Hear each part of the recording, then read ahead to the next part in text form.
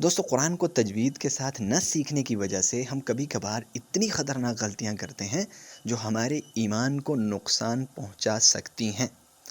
آئیے ہم کچھ ایسی غلطیوں کا جائزہ لیتے ہیں جن کے بارے میں ہم نے کبھی سوچا ہی نہیں کہ وہ اتنی خطرناک ہو سکتی ہیں، ٹھیک ہے۔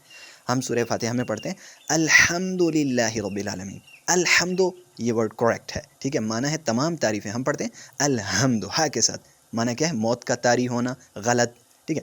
دوسرا ورڈ دیکھیں نصر صاد کے ساتھ، معنی ہے مدد۔ ہم کیا پڑھتے ہیں؟ نصر سین کے ساتھ، معنی ہو جاتا ہے عقاب، غلط۔ ایسے ہی تھرڈ ورڈ ذل، ذل، ٹھیک ہے، معنی وہ ذلیل ہوا۔ ہم پڑھتے ہیں ذل زا کے ساتھ، ٹھیک ہے، اس کا معنی وہ پھسلا، غلط۔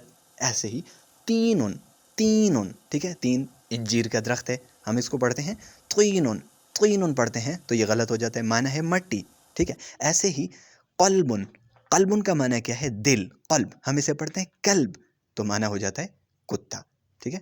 وَرَتِّلِ الْقُرْآنَ تَرْتِيلًا۔